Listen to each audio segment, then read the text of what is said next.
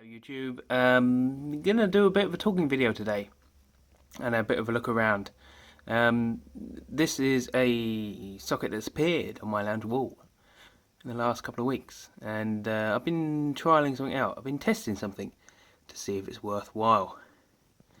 Now, it has an extension lead in it because it's right in the corner. The extension lead goes to here, which has just my laptop in it at the moment. Now I've been running my laptop and TV on my lead-acid battery bank for the last week, which I haven't done, which I should have really done sooner. I just lost faith in my battery bank out there. Now, what we have whilst we're trialing it is just a 1.5mm flex running rather naughtily from my house to my garden shed. Other holes, the black cable is actually a 12-volt supply, and the other white one is actually the TV aerial. So it runs all the way out there down to the shed. Once I've got my next set of storage done, I'm going to put some PVC conduit all the way through across here. This area is going to be decked, so it's going to be under the decking and into the shed. It's just precariously sitting on my bench at the moment. We've actually drawn 2.1 kilowatts out of this, which is quite a few amp hours at 12 volts, I'll tell you that. We have had a mishap along the way. I burnt out 2 banana plugs, which are meant to be rated at 16 amp, and they just melted. So the banana plugs you buy, which say 16 amp and look good quality, aren't. So I'll be looking for a better connection in future. It's actually served at the moment by a 30 amp rewirable, which is upside down. Whoops. And with the cover off, you can actually see a couple of the other items which are served. So I've got a 30 amp on that, which shouldn't be a 30 amp. Naughty. And we've got a 4mm going away, which should have 15 amp in, which hasn't at the moment, and a 5 amp which runs the I think the 12 volt socket in the house at the moment. The loo supply is actually off of this one over here, which again needs to be more permanent, but wait until the summer when we get the decking down. Now the 15 amp that comes over here is just a bit of 4mm FP200. I've just plugged in a second charge controller for now for another project. So once this is all done, we'll have this mounted on a board. This is protected by a 1 amp fuse. This is protected by a 30 amp fuse, which it might downrate when it comes to it. And I want to RCD protect the feed going up the garden into the house, as you could say all domestic circuits should be RCD protected now, because there's not much chance that you're going to be able to fulfill the criteria very easily in a domestic to get away with it.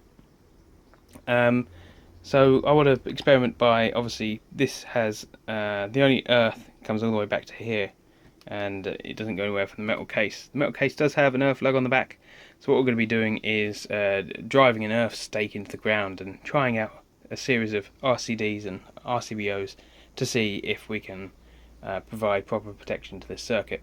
As I say, it's got overload on the 240 and the 12 volt DC side, so that's one thing. Second thing is, in order to get my battery bank in order, I was cycling it using this inverter here and this 300 watt GES, Giant Edison screw lamp. No, it wasn't there because it would probably burnt a hole inside my shed by now, but I've been using that morning and night, cycling the bank and letting it charge, and I had this set to 14 volts to clear any muck, hopefully. And now I have some faith back, because over the last week I've drawn 2 kilowatts from the TV and the laptop. Okay, it's a meagre saving of about 30 pence max, but it is a saving nonetheless. Oh yes, right, so what we're going to do over here is going to mount another charge controller up here. This one is bust, but we're going to put another one up here. We're going to set this one to charge to 14 volts, and the load on and load off will be obviously 13 say 14 all the way down to 12.5, say.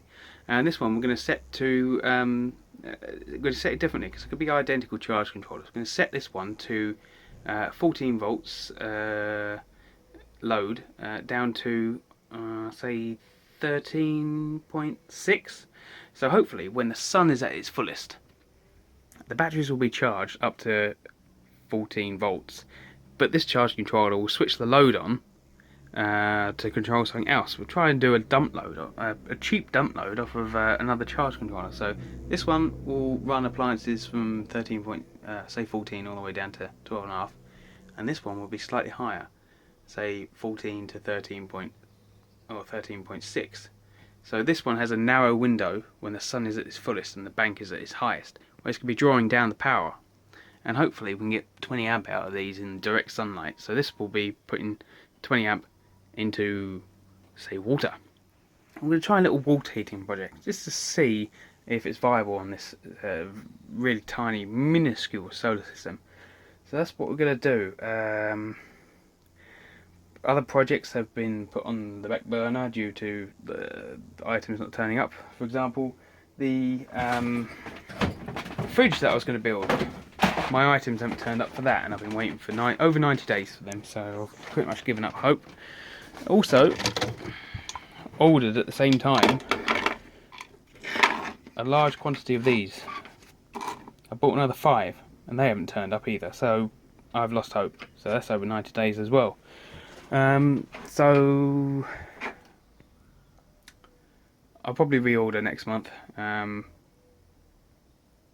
but at the moment the fridge and the other project have come to a standstill.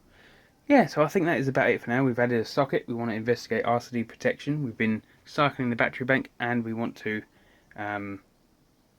upgrade this to see if we can do a cheap dump load of one of these £15 30 amp PWM charge controllers.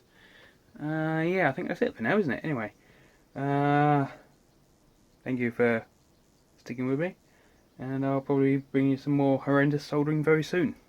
Thank you for watching. Please subscribe, comment and rate, and I'll see you in the next video. Cheers.